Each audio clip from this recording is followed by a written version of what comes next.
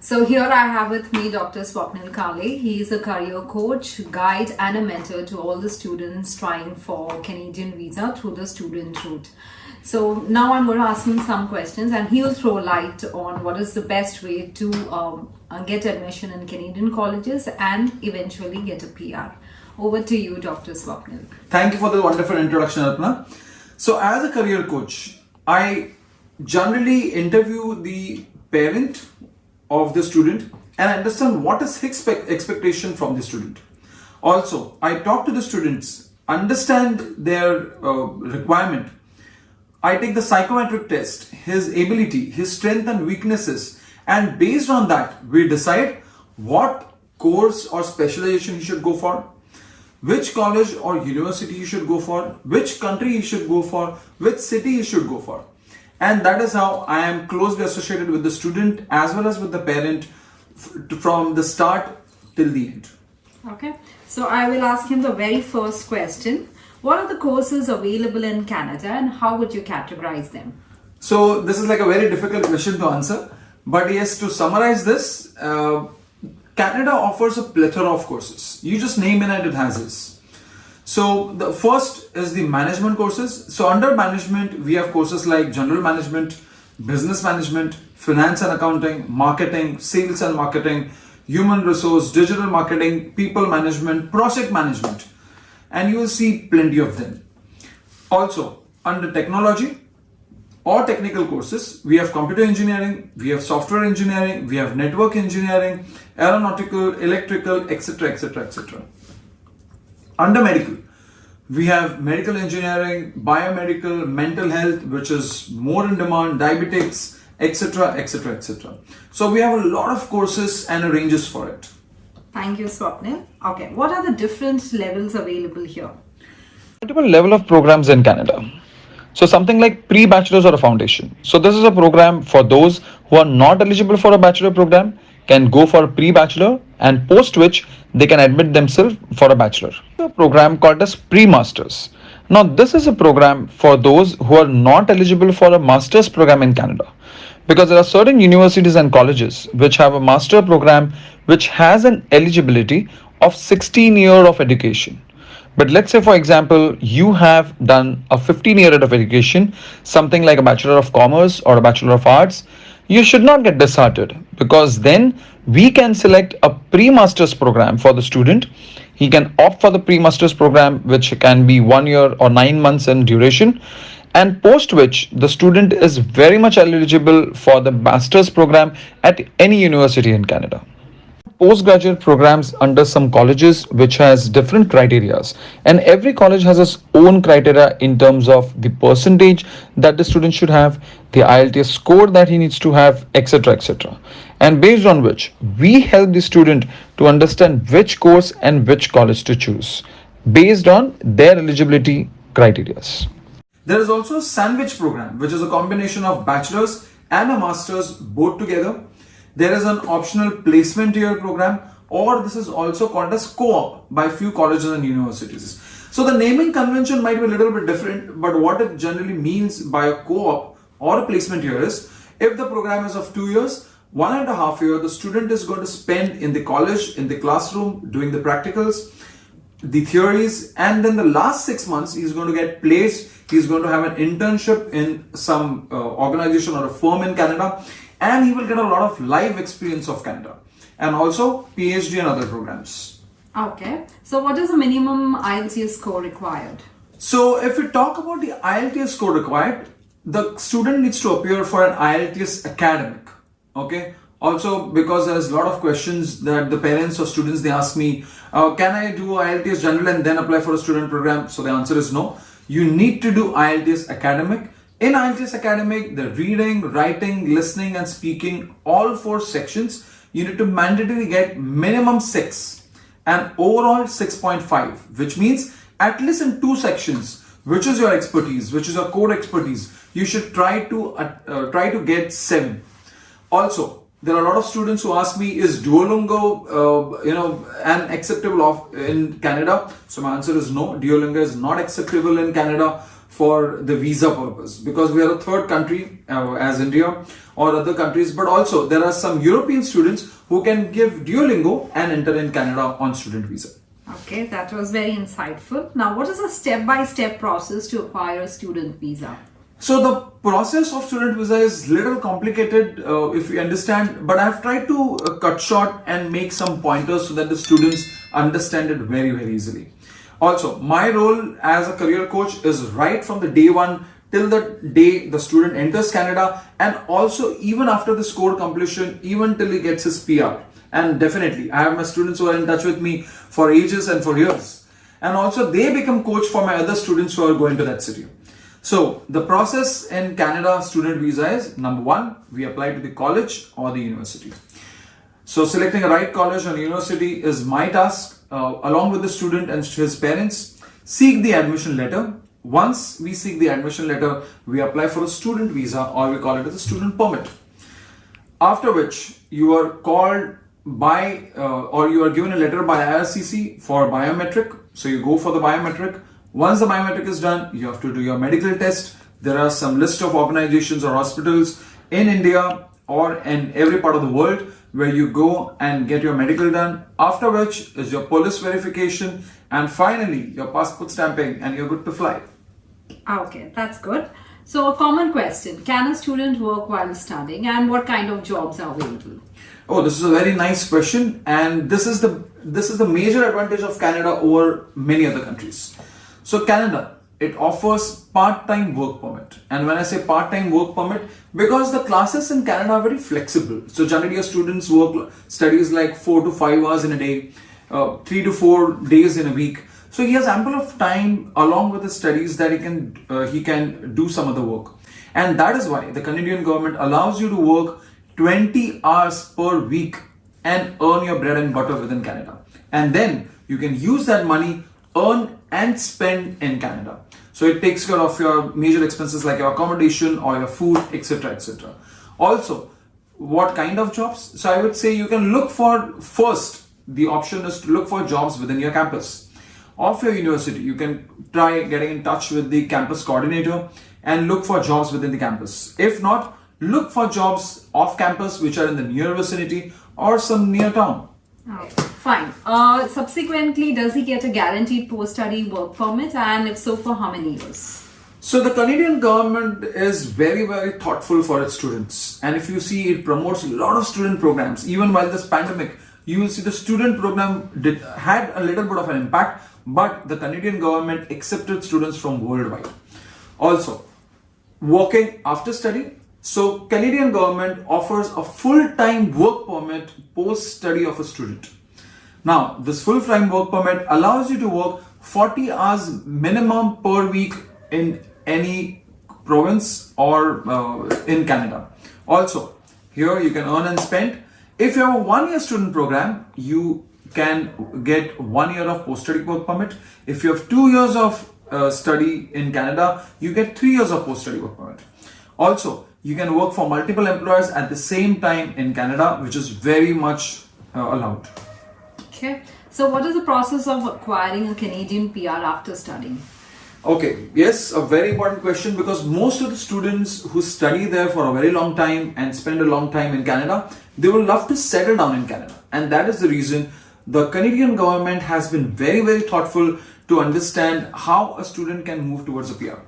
So once you have the student visa, which is for 1 or 2 years, depending on the length of the program, you can gather your part-time work permit. And while this part-time work permit, you can gather your part-time work experience within Canada. Post your study, you get post-study work permit, which lengths from 1 year to 3 years. And again, you can gather your work experience while this post-study work permit. Post which, at least minimum 1 year of work experience is required in Canada to apply for a PR. So within your post-study work permit period, you can apply for a PR and guaranteedly get your PR. Also, after 3 years of your PR and stay in Canada, you can apply for a citizenship. So is Canada really a better place for students? If you ask me personally, this is one of my favorite country which I recommend to my students. I have spent a lot of time in Canada, and that is the reason I feel that's the best place on the planet Earth. I've traveled to multiple countries and cities, but I think Canada is one of the best. Now, talking about why it is better than any other country. So the benefits are, number one, reasonable course fees. So as compared to other European countries or US or any other competitor to Canada, Canada offers the most reasonable course fees or tuition fees as compared. Moderate to low cost of living. Now again, you have to decide which city to go and live in. So based on your priorities, we can help you select what kind of city you want to go for depending on the cost of living. So for example, if you select city like Toronto, which is very, very expensive, which is heart of the country, heart of Ontario. On the other hand, you can select some small province or maybe some small city in the province of Ontario, or you can go to some other province in Manitoba, which is very less cost of living, or you can go to Saskatoon or Saskatchewan. You can find some city like Regina or Saskatoon. You have to do a lot of research in terms of cost of living, compare the rent, compare the accommodation, the food cost, etc., and then decide on this cost of living. Also, Canada offers low food cost as compared to any other country across the globe. Yes, definitely if you select cities like Toronto and definitely the downtown, is going to be definitely expensive. But you can choose where to live. For example, my students who are in Toronto and their colleges are in downtown near Dundas or proper downtown, they live in they live in nearby areas like Scarborough, or Danforth, which are very less expensive as compared to the downtown. Also, you get guaranteed work permit while you study, and this is the biggest advantage of Canada, where you earn and spend. You get best prospects for PR post your study, something like provincial nomination program, employer sponsored program, Canadian education class, Canadian experience class, and there are many other programs, ample of provincial programs that the government offers for every student in Canada. Another benefit, the visa process is much easier than many other countries that we apply for a student visa. And everything is online, so it is very, very easy for you to take care of the visa part. Most important, Canada is a cosmopolitan society and an amazing culture to live in. And most importantly, also it is best for all the cultures, religions, race and sex. Why is studying in Canada actually better over other countries? Oh yes, if you understand United States, they have stopped post-study work permit after they study. EU and UK, they offer a post-study work permit, but the process towards a PR is little cumbersome, and it is a long journey. I will not name some countries who are the competitors, and majority of the students fly there because some education consultants or agents in India, they prescribe them to go there. But unfortunately, the other countries face a lot of difficult times in terms of job market. But as compared to any other country, Canada is the best place for living, commutation, infrastructure, social life, community life. And also, if you look from the job market, Canada is always growing in terms of creating jobs. And the government is very, very thoughtful in terms of creating jobs for students. Even if you see in the pandemic, where it was very, very difficult for a student to work part-time, the Canadian government has offered help of $1,000 per month for every student, which is the most wise and sensible government. And they have supported every human being, so let that be a student or a refugee or a PR in Canada. Also, finding the temporary and survival jobs in Canada is very, very easy. So what I mean is, let's say for example, you have just arrived in Canada on a student visa, okay, and you want to find some survival job. It is very difficult for you to find some survival jobs like working in a restaurant or working as a cashier on a counter, some on a petrol pump, XYZ. Also, PR is guaranteed if you gather your work experience within your post-study work permit and while you study in Canada. Also, government is very, very humanitarian as compared to any other governments, which you've already seen in the pandemic.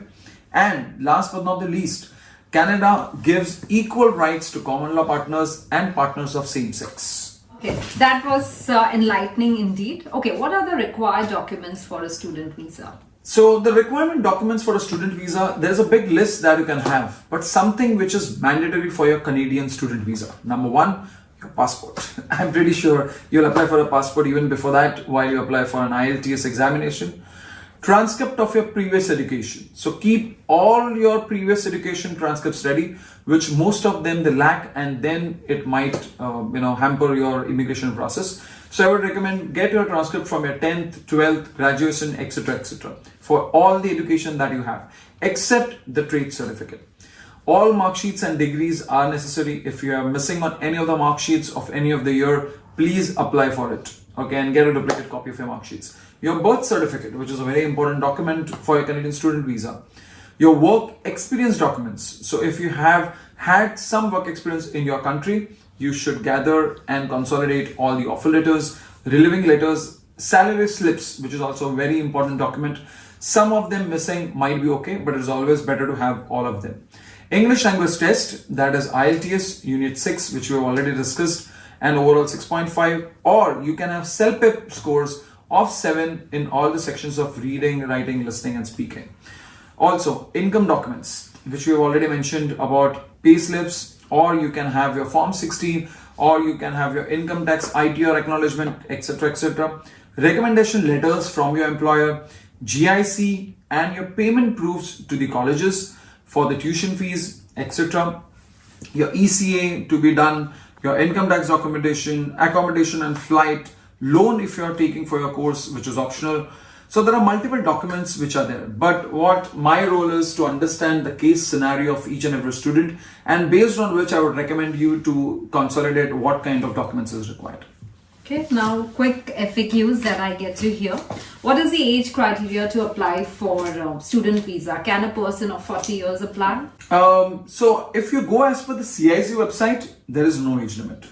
But considering the study age of a person, I would think from an immigration perspective or an immigration officer perspective, till 30 is the right age for student. But there are also exceptions for few courses like leadership programs, project management programs, or some advanced programs which are there for experienced people.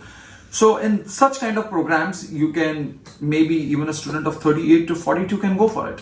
Example, there are also few provinces like Manitoba, Saskatchewan, Quebec. They also offer certain programs like leadership, and they also support students who are above age of 30 for the student programs. So definitely it depends on the nature and the profile of the student. So generally I do a profiling and then I understand which province you should go for. Okay, so is work experience indeed mandatory? Answering this question, for few courses like a master's program in a university, some courses might ask you for a work experience, maybe 1 year or 2 years of work experience. But there are also some universities and colleges who do not ask for a work experience. So depending on the profile, again, as I said, we will decide which college and university to offer.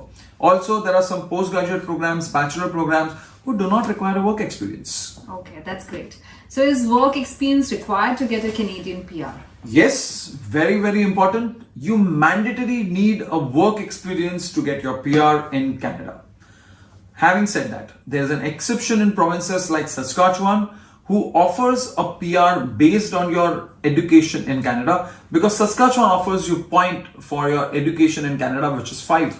Also, there are other provinces who offer PRs based on your education, which is called as Canadian Education Class. But yes, I would strongly recommend please work while you study. And also in your post-study work permit, you should work, and that is my strong recommendation. And finally, is it recommended to go to an Indian agent to apply for a Canadian college? So this is actually a gray area which I would like to answer very strategically. So I would recommend you apply and go through a Canadian lawyer rather than going through some Canadian agents, some big brands in India. But I have seen a lot of bad experiences in terms of my students, because generally they don't charge you anything, they are free of cost, but at the same time they would push you to some colleges or some courses where they get the highest commissions. Better you pay a Canadian lawyer and get some good course, cheaper course, get some scholarships, because that is what the Canadian lawyers are meant for. They can help you to get some scholarships, apply for the visa, apply the best college, the course and the city. Can one spouse work in Canada while the other person is studying there? Yes, absolutely. So as a student, when you get a student work permit, your spouse is eligible to apply for an open work permit. So your spouse can be your husband or wife, or it can be a common law partner or same-sex partner. So generally, a open work permit allows your spouse to work full-time, and you as a primary applicant who are a student can work part-time. So this helps a family to gather the income and spend for the studies. Also, I would strongly recommend, as a primary applicant, you should first apply for a student visa, enter the province, start your study, start a little bit of an earning to show that you can take care of your spouse, and then invite your spouse for an open work permit. That helps you to boost the application. Lovely. So do you think a student should apply with placement years? Yes, absolutely. There are a lot of colleges and courses which offer a placement year, or we call it as a co-op. So which I have previously mentioned, there are a lot of colleges who offers programs like IT courses, technology management, business management, international marketing management, and all these courses, even leadership, they offers a placement year or a co-op. Now the benefit of this course is, when you opt for a co-op or a placement year, surely you are going to get an access to the work culture of Canada. You understand how the Canadian work culture is, and that really helps you to gather and seek a job post your study. Is GIC indeed mandatory? Yes, absolutely. So that is one of the most important criteria in the student visa. So you mandatorily need to have a GIC of 10,000 Canadian dollars along with your tuition fees that you pay to the college. Also, this GIC is not something which is with the government, but the government takes this 10,000 Canadian dollar, just you can say, as a fixed deposit, and out of that deposit they are going to pay you every month a part of it for your local expenses, which can take care of your accommodation, your food, your travel, etc., etc. So how do I manage my monthly expenses? I will have lots of the expenses apart from college fees. Yes, absolutely. So as I said, GIC is something which is a major backbone and a support for a student, and that is why they take a 10,000 Canadian dollars of GIC. You get a major chunk every month from where your entire expenses of Canada are going to get through. But other than that, they offer you a part-time work permit of 20 hours a week, where you can work with an employer and earn money. So that was very insightful indeed. I hope many of your doubts have been cleared. In fact, you might get even more doubts, but I think this has really cleared the picture as to what route to take, what documents are required, when you should not be cheated, and what you should not do and what you should do. Thank you very much, Arpana, for inviting me on this platform to talk to the students. Also, thank you very much all the listeners for being patient and understanding the process of Canada. I am very much available generally for your questions. I would prefer WhatsApp rather than a call before having a conversation to understand your profile very well. So if you want to contact me, please contact on the WhatsApp first, and I would send you some questionnaires before we connect on a call.